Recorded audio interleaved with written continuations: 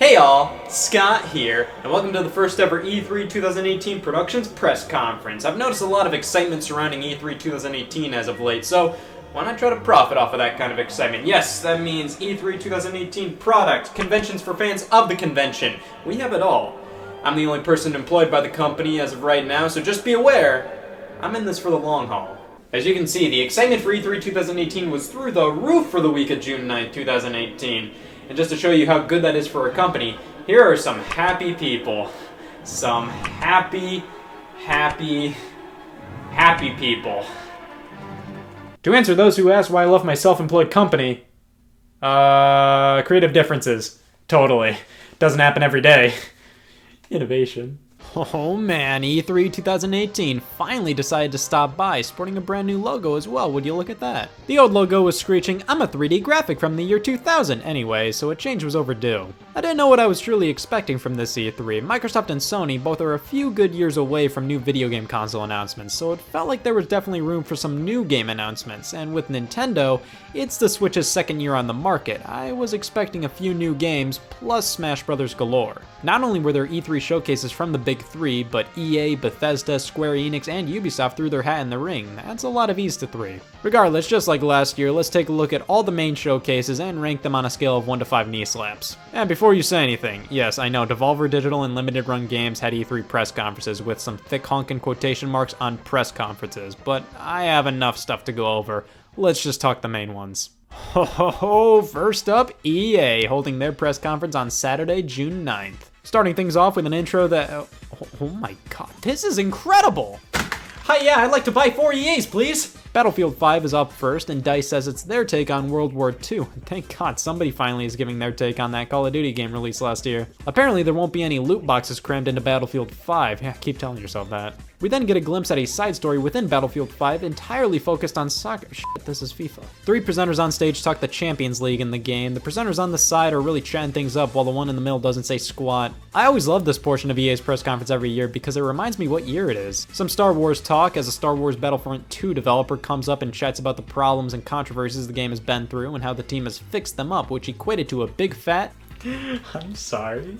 Oh man, Unravel 2 gets announced. That was the coolest thing in this whole press conference to me personally. I never played the original Unravel, but it felt super not EA-y, so I was really happy to see a sequel focused on co-op get the green light. And it also came out that exact day. That's pretty cool, albeit a little worrying to me just because it probably got completely buried by the rest of E3 news. EA then announces a new EA original, Sea of Solitude. Well, I barely understood a lick of the game, but I can at least respect the developer's passion for the project. NBA Live 19, Madden 08's Bastard Child, and then we get this demo for a mobile strategy game that lasts 7 years. I defied virginity, conceived, and had a child during this demo, like oh my god. It's then revealed to be a mobile Command and Conquer game, and this, my friends, is where I gave the most I don't give a piss I've ever given. And finally, the last 20 minutes is an interview with BioWare devs on their upcoming game Anthem.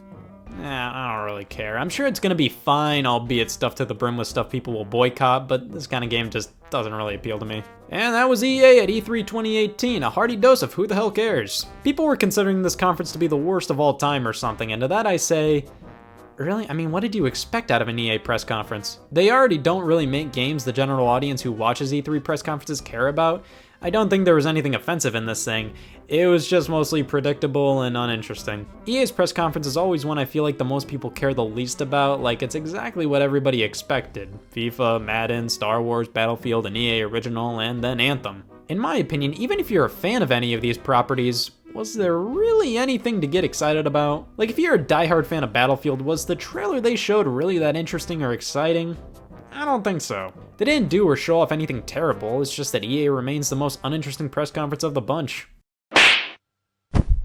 Microsoft, the first big conference of the bunch, started things off on Sunday, June 10th. The main thing I was looking for during this event was an increasing amount of Xbox One exclusives. Microsoft's main problem is that they just aren't giving any good reason to do whatever the hell this is. Did they succeed? Well, let's go over everything they announced. Halo Infinite. You know, at the start of this trailer, I had a feeling it was Halo. Microsoft loves to do these fake outs with Halo trailers where it doesn't really look like Halo, but oops, they just announced Halo. That's cool, didn't show off anything of the game, but hey, still a good reveal. Phil Spencer comes out on stage and Phil Spencer's all over the crowd and moves right into Ori and the Will of the Wisps, which looks great. It makes me happy seeing Microsoft get behind games that aren't A new IP by From Software, Sekiro Shadows Die Twice, which looks pretty wicked. I dig the historic Japanese setting. Fallout 76 is up next. They don't really reveal anything at all, just another trailer that looks like Fallout. Thank God it's a regular old Fallout game. A spin-off of Life is Strange, the awesome adventures of Captain Spirit. I mean, it looks fine. Well, it's a buy none, get one free, I'll take it.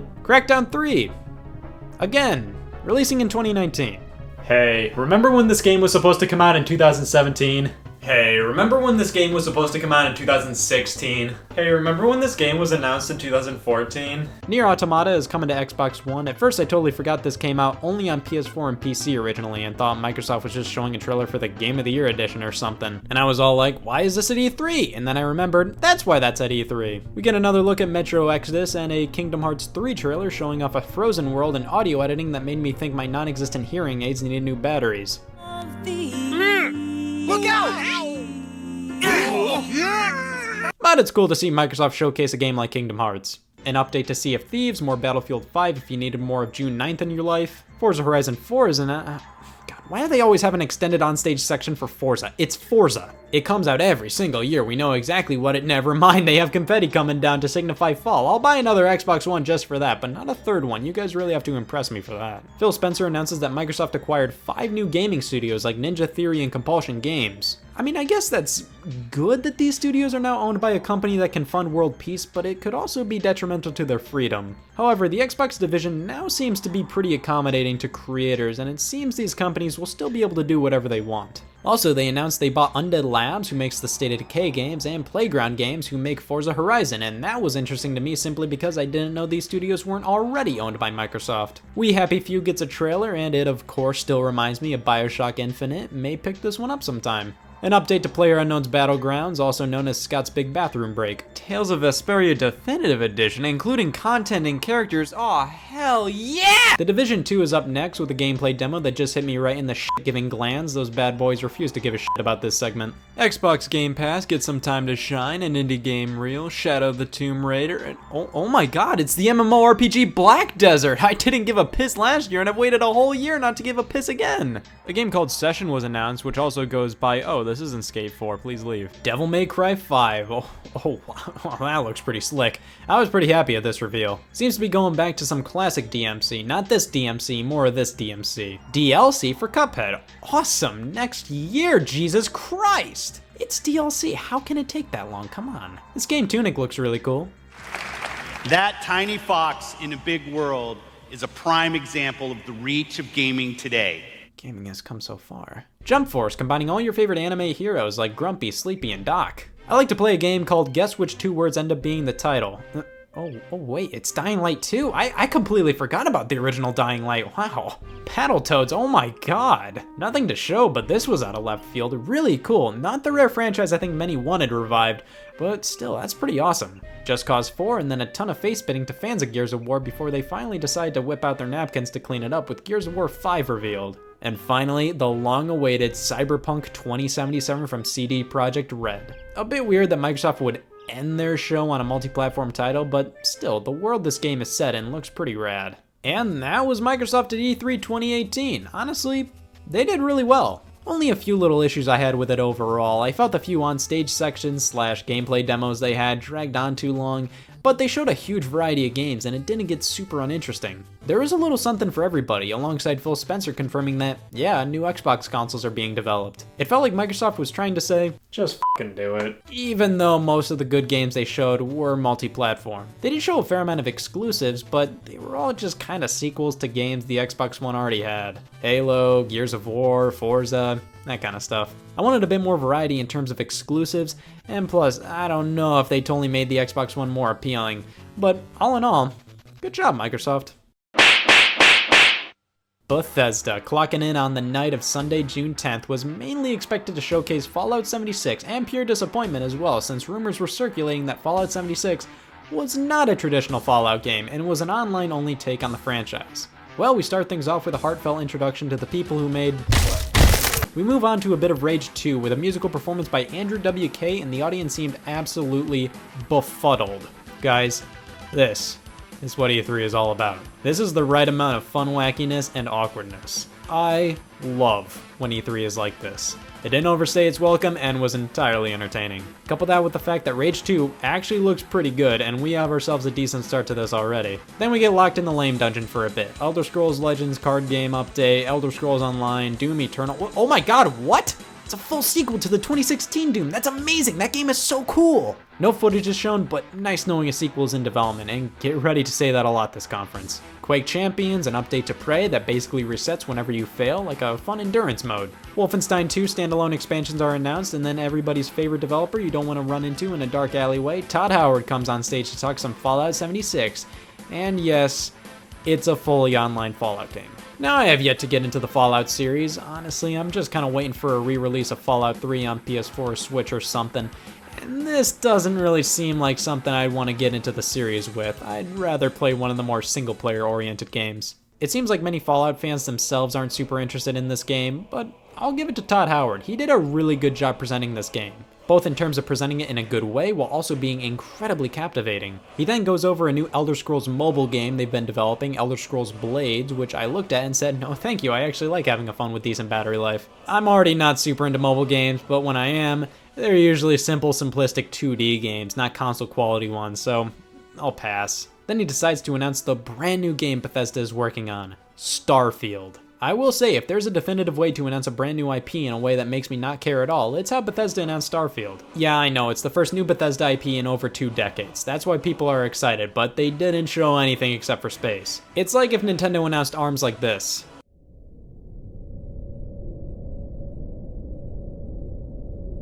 Like, what the hell does that mean? Well, that didn't do anything for you. Blam, here's the mere fact that Elder Scrolls 6 is a thing, and a conference. And I get it. It's cool to get confirmation that Bethesda is at least in the very early stages of production on a new Elder Scrolls, but it's like Nintendo confirming they're working on a new Mario game. Skyrim sold over 30 million copies. You can't tell me Bethesda looked at that and said, man, we did good. That's a nice place to cap it off at. No, of course there's going to be a new Elder Scrolls. The announcement didn't excite me like others, but I will admit it was nice to get a confirmation. Overall, Bethesda did well. When you look at it all, they didn't show too awful much, but they did a good job maintaining my attention and made some killer announcements.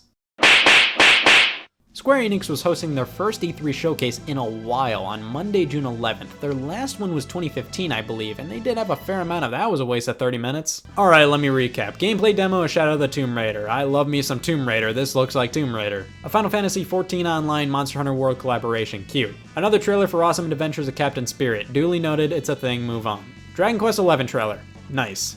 A new IP, Babylon's Fall, did not show anything, I'm sold. Nier Automata is coming to Xbox One, we know. Octopath Traveler is coming in July for the Switch, we know. Just Cause 4, double we know. The Quiet Man, finally, a game based off of my favorite 1952 movie. And finally, the ending to end all endings.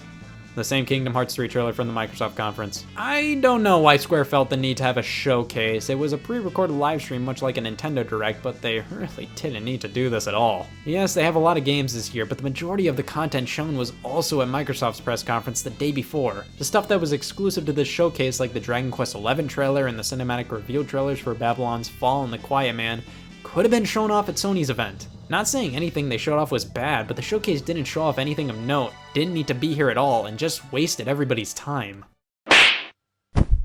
Ubisoft held their conference on Monday, June 11th that started things off with, wow, I didn't expect the Rapture to be this colorful. Beyond Good and Evil 2 gets a new trailer. It's nice to see it still making appearances and didn't disappear into obscurity like it originally did. I still find it off-putting that the characters are f***ing swearing though. They announced that the game will be allowing fans to submit their own artwork and music to be used in the game, and I think that's actually way past neat. Some Rainbow Six talk, Trials Rising promoting alcoholism, a new trailer for The Division 2, which just gave me a hearty dose of this depresses Scott syndrome. Like, my god, this thing was bleak. A look at the Donkey Kong DLC in Mario Plus Rabbids featuring Grant Kirkhope conducting some live music, that was nice. A very long look at Skull and Bones, a trailer for the game Transference, the Toys to Life game Starlink featuring honkin' Star Fox, oh my god, he looks incredible! Have Ubisoft make a Star Fox game, jeez! It feels like Ubisoft will take any opportunity to flaunt Miyamoto on stage. Some For Honor and The Crew 2 talk, and finally a look at Assassin's Creed Odyssey. You see, Assassin's Creed games have been looking pretty good at E3 recently, but it still isn't enough to get me super into the idea of,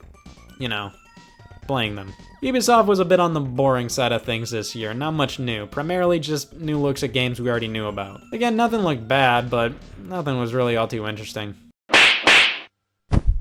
Sony held their E3 showcase on the night of Monday, June 11th, and man, I didn't know what I expected, but it wasn't Tentgate 2018. Sean Layden comes waddling up and says go home. 4 games we'll be getting extended looks at, basically saying, yeah, we've got nothing this year. Except for...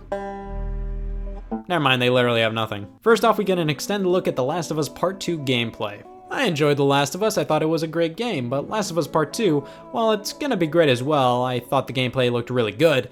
It still looks like The Last of Us. It looks impressive, but honestly it didn't show off anything that new. It just felt like more of The Last of Us to me. Impressive and depressing, exactly what I expected. Got me interested, but it really didn't excite me all too much. And then after that ended, what's going on? Yeah, as they change venues, we have banter between these hosts for a good 15 minutes or so, and with this, Sony announces Hell on Earth, and unlike any other game they announced, this actually has a release date of right now. Complete pace breaker. Not only does this drag on and leave a sour taste in my mouth for the rest of the show, but they have nothing to announce during this little tangent. They have little Black Ops and Destiny adverts, a recap of games they announced before E3 that they totally could have announced during this lull, and then we finally make our way to the next location where I'm happy my parents didn't walk in on me watching this. And this is where the rest of the conference is held. What the hell was the point of the tent? I thought for the 4 games Sony was highlighting they would be broadcast from 4 separate venues, but no, they just felt like showing the Last of Us 2 trailer in a tent and then the rest of the show via an actual theater. It was just bizarre. Like, I'm happy they went back to the theater setup, but that made the tent section feel even more out of place. Anyways, Ghost of Tsushima is the next gameplay demo. Gameplay looks good and graphics look even gooder. Like, look at those leaves! It's developed by Sucker Punch and I absolutely adored Infamous Second Son, so definitely keeping an eye on this one. A trailer for a new game, Control, is shown, which looks interesting. Next is, oh my god, it's the Resident Evil 2 remake! This thing has been said to be in development for so long and we're finally seeing it, that's awesome! Trover Saves the Universe is shown off, and after that, a new Kingdom Hearts 3 trailer also revealing a Kingdom Hearts PS4 Pro and Complete collection. And now, finally, we get a look at Death Stranding, a game we've known about for years now, but have yet to see gameplay. We can finally see what it plays like.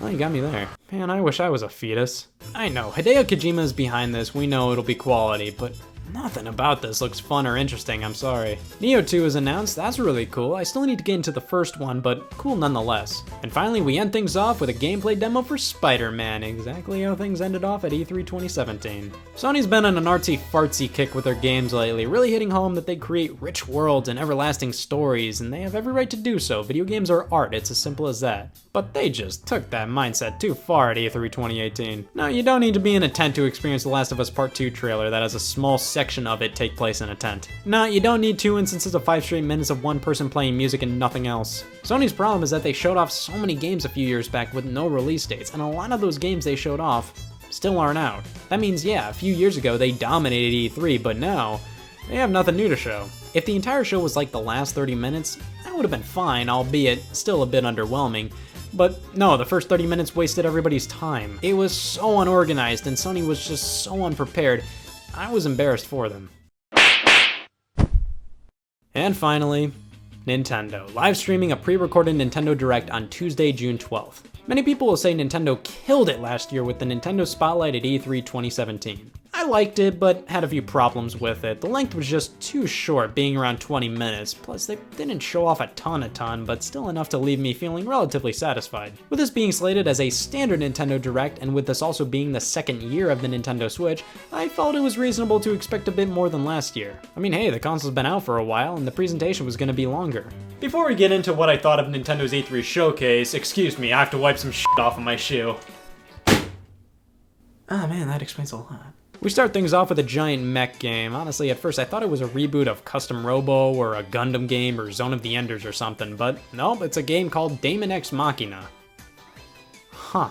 I mean, it looks pretty cool, but to start the show off with such an obscure third-party Japanese mech game seemed weird. Like, this feels like it would have fit better in the middle of a barrage of games, not something to start the show off with. Again, not saying it looked bad, but just an odd thing to show first with no context. Speaking of games that aren't something to start the show off with, Xenoblade Chronicles 2 DLC. I've made it embarrassingly clear that I'm not a Xenoblade guy, so not only was I not really interested in this, but I thought this was another weird one to highlight at the beginning and at E3 of all things. This feels more prime for your everyday Nintendo Direct. Then we have this whole spiel of Reggie talking to us, going on about Pokemon Let's Go Pikachu and Eevee, which was announced about 2 weeks ago, and they don't really reveal anything new. Just Mew being obtainable with the Pokeball Plus accessory. I've never been a big Pokemon guy, but if I was gonna play any new Pokemon game, it would probably be this. It looks nice and relatively easy for somebody like me to sink his Pokemon virgin teeth into. But this is the kind of stuff I hate seeing companies do during E3. Waste time going over things they announced before E3 and revealing nothing new. Like, ugh. We then go into the big new E3 game announcements from Nintendo, starting with Super Mario Party. Apparently, it's supposed to be a return to the traditional Mario Party formula with some new ideas thrown in there. You see, Mario Party has been drowning in piss-poor ideas and gimmicks the past few years, so I think this may be a great return. I say I think because this trailer focused on the people playing Super Mario Party rather than the game. I swear, like 90% of this trailer was worthless footage of people sitting on a couch or out and about playing Mario Party, but they weren't showing Mario Party! I mean, the game looks promising, and after looking at an extended gameplay demo, it is in fact very promising. But the trailer made me feel cautious. Mario Party's had a rocky track record, couple that with how the trailer barely showed the game, and I was skeptical. Next up is Fire Emblem Three Houses. What a title.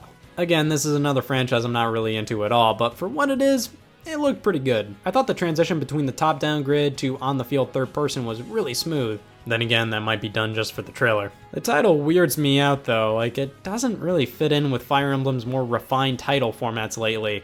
Like we had Awakening, Fates, Echoes, Heroes, Three Houses! Fortnite is coming to the Switch. Good for Nintendo, but is this really an amazing feat? Fortnite runs on freaky smartphones. I'm expected to piss a dick over the fact that it's on my Nintendo Switch. Yeah, Fortnite for Switch was leaked and rumored loads before this announcement, but I find Rocket League's announcement for Switch last year far more compelling. I mean, that game was only on PS4, Xbox One, and PC. It was way cooler to learn it was coming to the system compared to Fortnite in my opinion. Nice to have it on the Switch, but far from impressive. Reggie then talks some indie games coming like Overcooked 2, Killer Queen Black, and Hollow Knight, which all look to be quality titles. I've heard nothing but good things about Killer Queen, so I'm definitely gonna want to try it out sometime. Then a montage of games coming to the Switch, / already on the system, soft revealing Dragon Ball FighterZ, lots of quality titles, Ninjala looks kinda cool, and that's about it. This montage barely revealed anything new. And that was the Nintendo Direct for E3 2018, minus one section of the Direct, which was the size of a Super Smash Bros. Ultimate Reveal section of your everyday average E3 2018 Nintendo Direct,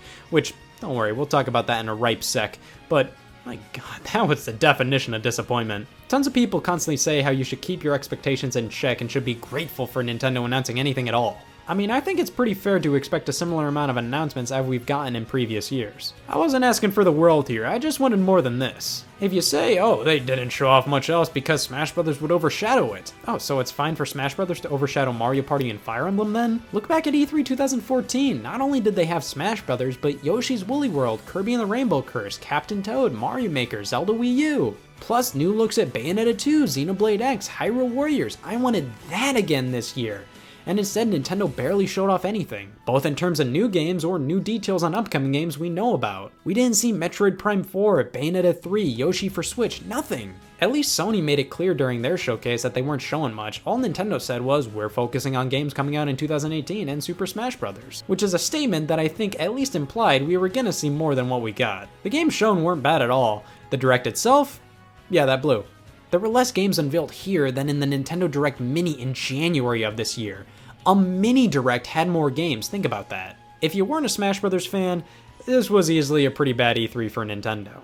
But wait right there, because I am a Smash Bros. Fan. Holy shit, this is so honking cool. It's only a matter of time until CJ from San Andreas joins the battle. Every single Smash Bros. Character ever, all here, and from what it seems, the vast majority, if not all stages as well. This is insane! It's great to see a lot of these characters back. I was so giddy watching them unveil the roster for this game. Not only were we seeing the game for the first time, but getting character confirmation after character confirmation. Part of me is sad that we won't have those months upon months of speculation on who made the cut, but getting this video was a solid replacement. It made me feel. Graphically, the game looks very Super Smash Bros. For Wii U E with different lighting. The game looks much better than the Wii U one in many instances, but some make it look a bit worse in my opinion. Like, the colors seem too undersaturated. Why is Pikachu this pale? He should be mustard yellow, damn it! But the game overall looks very nice, especially the stages. One of my biggest complaints with Smash Wii U was the lack of attention to bringing old stages back. It felt like they just threw them in there without caring. Now with Smash Ultimate, most are fully remastered from the ground up and look like modern stages. They all look great. A new clone character character, or Echo Fighter as they refer to them now, was revealed to be Daisy, and Nintendo stock dropped 12 times in size that day. Inkling looks great as a newcomer, and they added Ridley! I would have preferred his older design like the one they used in Smash Bros. Brawl.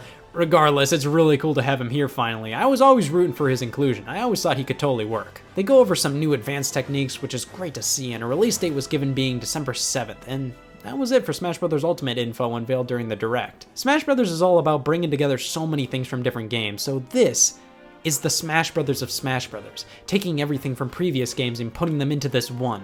I was very happy after the reveal of this. However, I'm not beyond excited for this one like I was for Smash for 3DS and Wii U when they were announced. I don't know, with those being unveiled, they were entirely new things and there was more to speculate on. While there is a lot new in Ultimate, it's obviously heavily based on Smash Bros. For Wii U.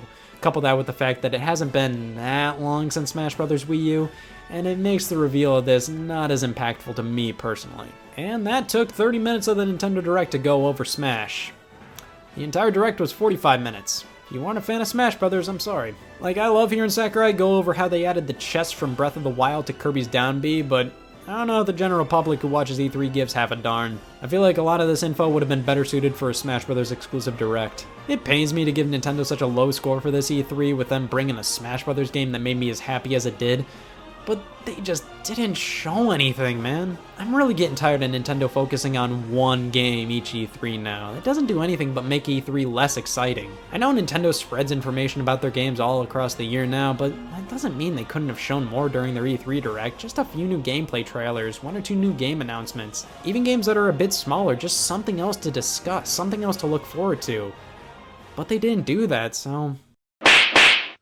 And I'm really conflicted on this E3. I was fairly disappointed with E3 2017. I just felt like all the companies didn't bring enough new content to the table. I think this E3 definitely was better in that regard, but man, the highs were so high and the lows were so low. Like Super Smash Bros. Ultimate, looked absolutely fantastic. I can't wait to get my hands on it.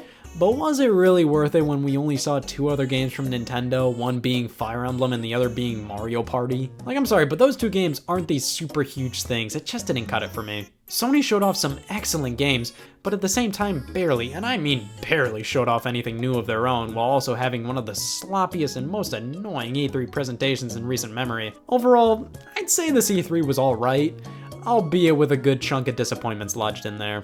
E3 2018 has come and gone. Just like bills do, of which I have a few left pertaining to E3 2018 productions. Shit, I'm not getting the security deposit back on that company building. Should have just done that press conference in a tent.